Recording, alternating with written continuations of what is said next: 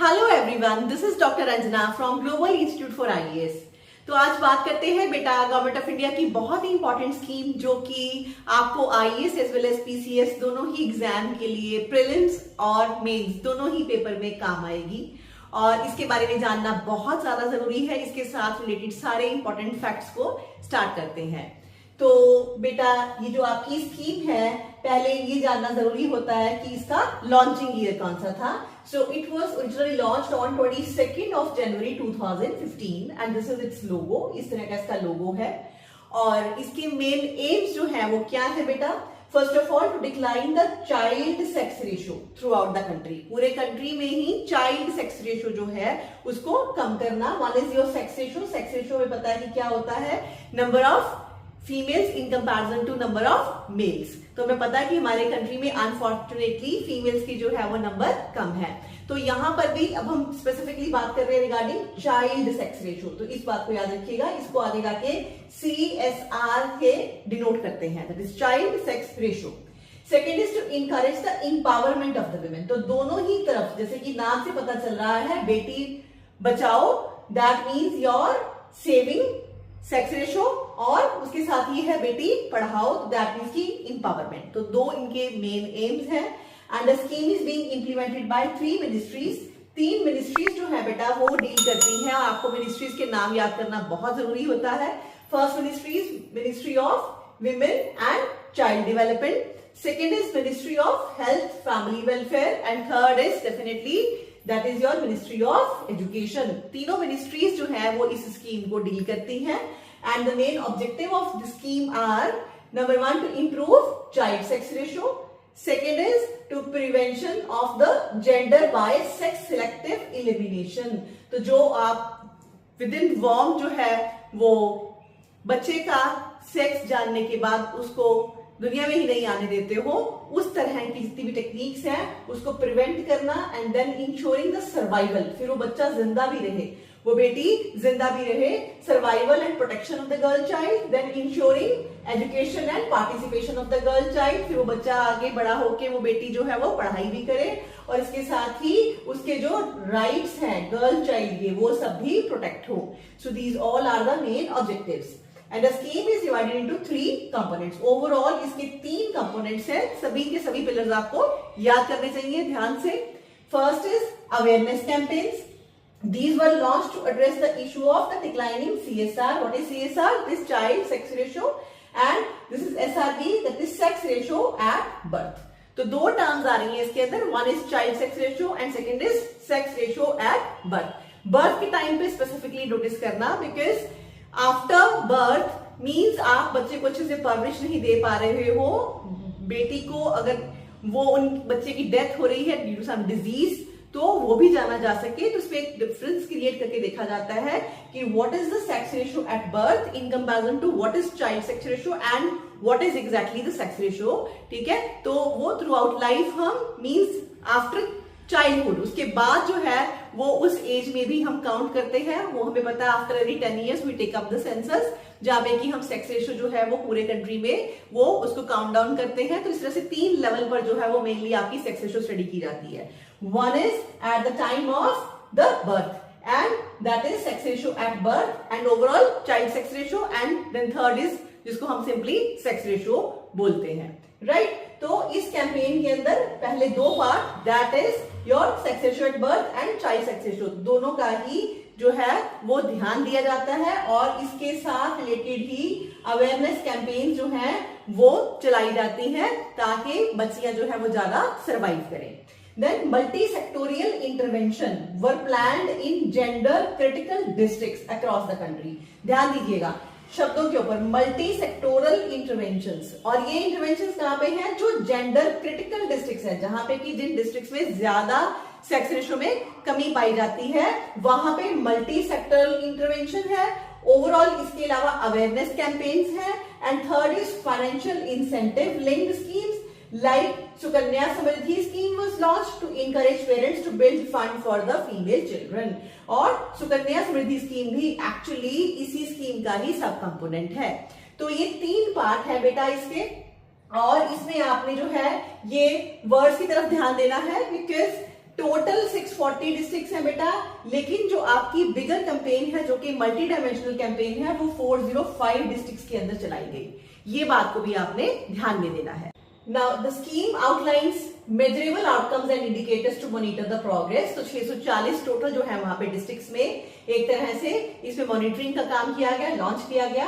The performance targets are as follows. तो typically अगर हम स्पेसिफिकली फोकस करें तो कौन कौन से हमारे टारगेट्स थे, that is to improve SRB in selective gender critical districts by 2 points per year. हर साल मिनिमम 2 पॉइंट में हमारी बढ़ोतरी हो relating to what SRB, that is sex ratio at birth.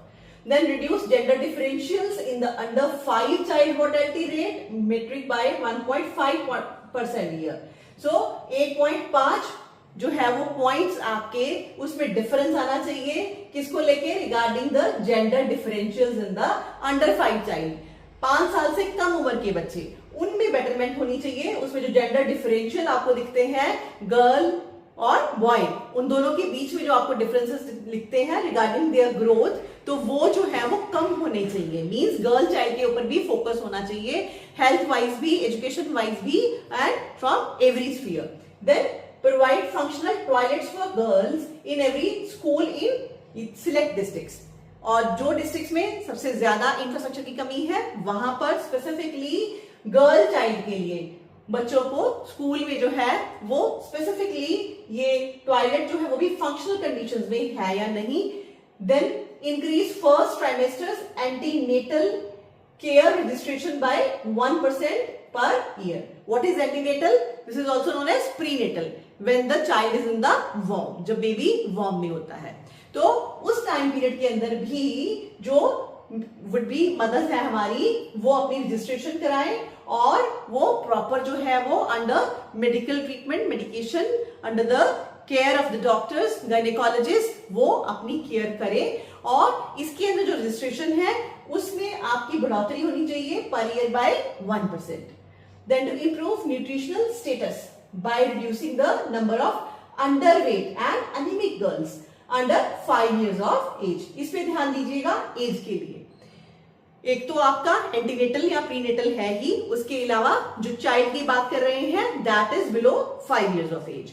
और यहाँ पे उनका न्यूट्रिशनल स्टेटस भी सही हो, अंडरवेट ना हो, एनीमिक ना हो, इसको भी ध्यान दिया जाए। हर साल उनके स्टेटस में इंप्रूवमेंट हो।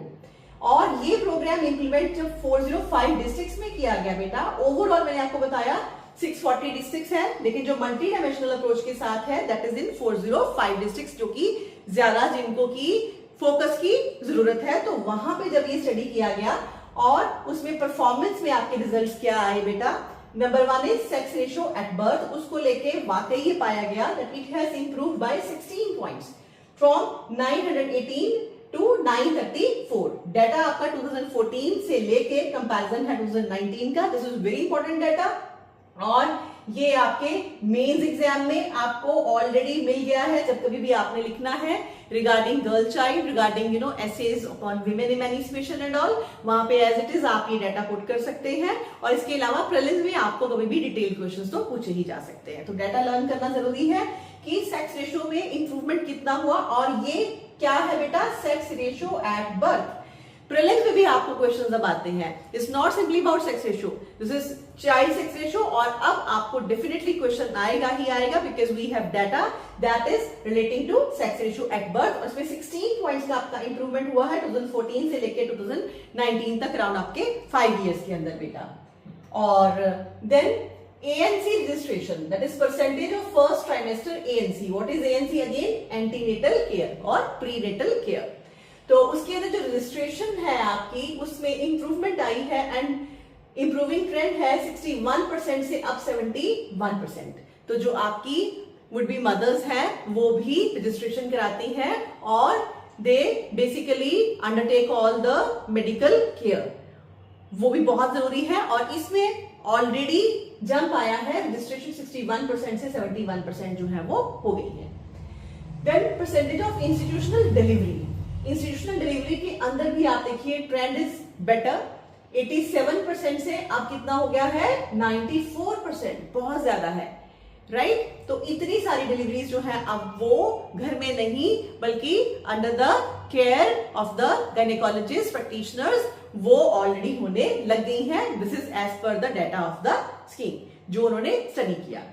Then gross enrolment ratio, GER, ये टर्म को भी याद रखिएगा, GER, ग्रॉस एनरोलमेंट रेशो क्या होती है स्कूल्स के अंदर। अब ये गर्ल्स की जो है वो स्कूल्स में किस लेवल पर, सेकेंडरी लेवल पर, नॉट प्राइमरी, सेकेंडरी लेवल पर भी इंप्रूवमेंट मिली है 77.45% से 81.32, और ये डाटा 14 से लेके कंपैरिजन 2018 का है। तो 77% अप्रोक्सीमेटली पहले थी, तो अराउंड 81% जो है वो होने लगी है as per unified district information system for education, UDISE, इसकी भी फुल फॉर्म लर्न कर लीजिए, unified district information system for education. और इस एजेंसी का ये जो प्रोविजनल डाटा है जो हमें ये बता रहा है।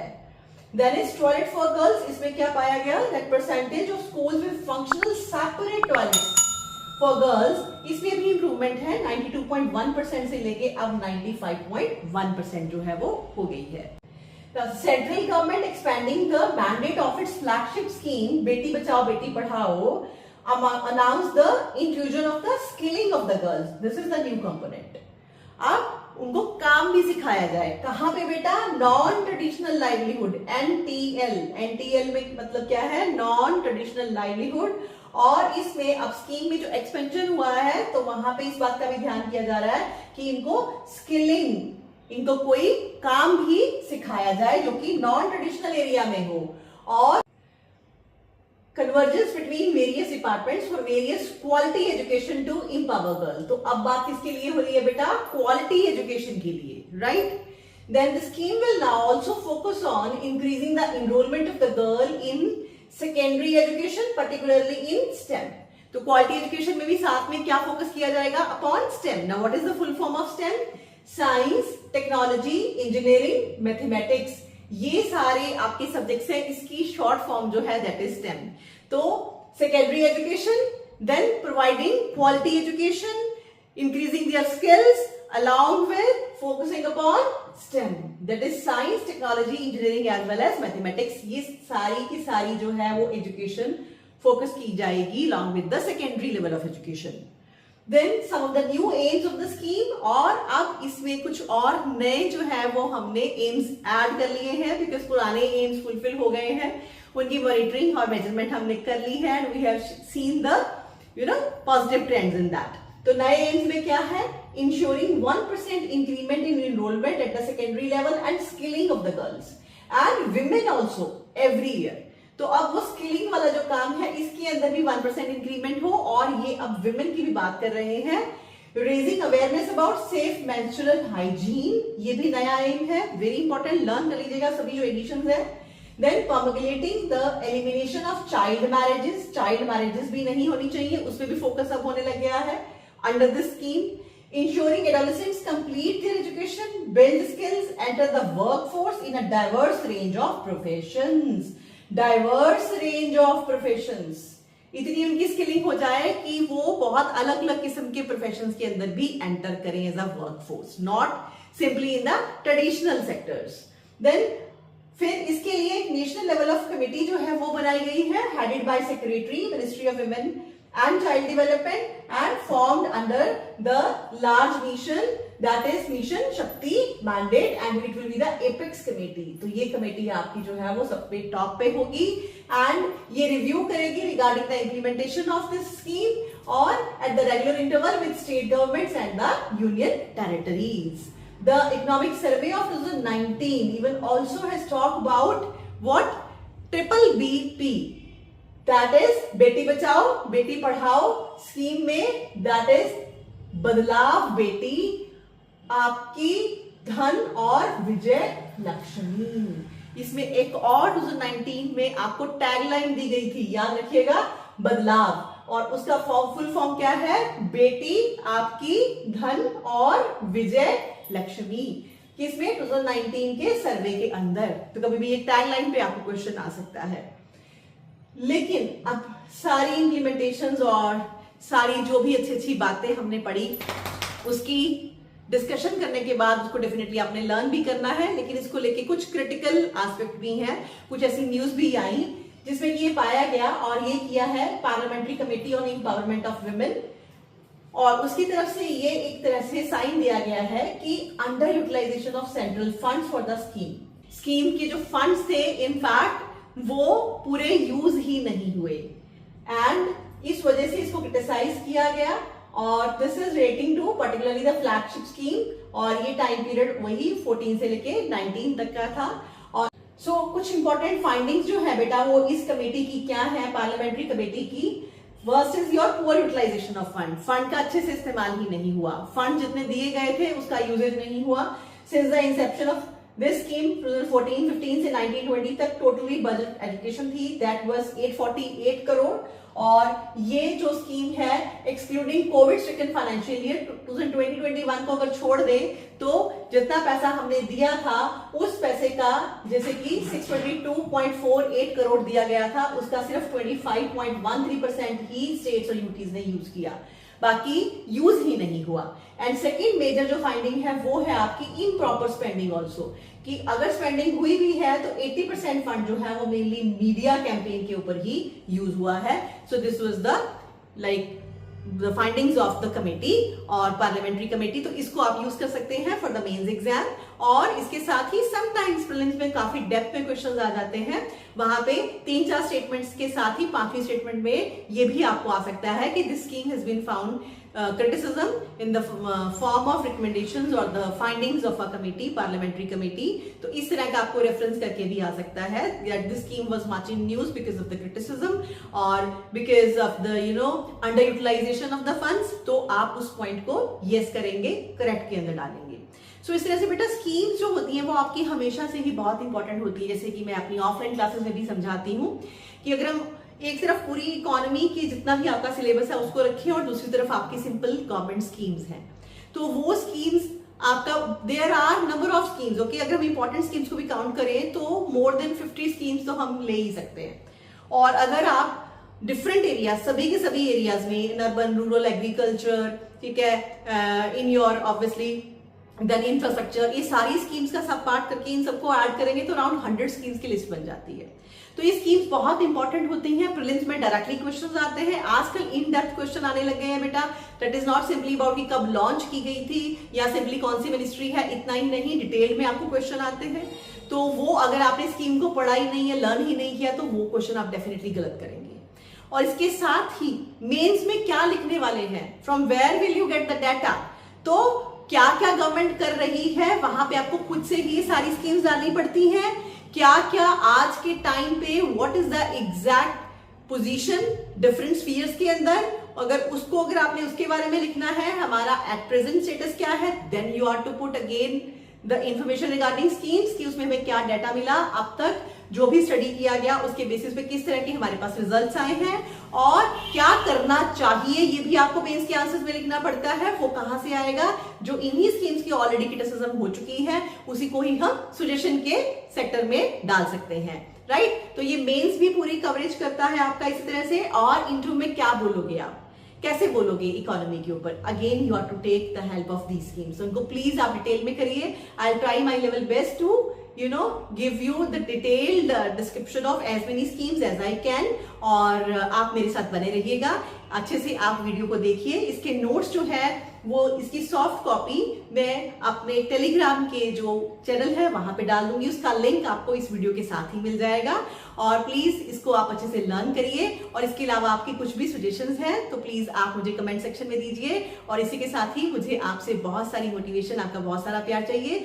सो that's why please subscribe to my channel, like the videos, share them and just give your feedback also. Thank you so much.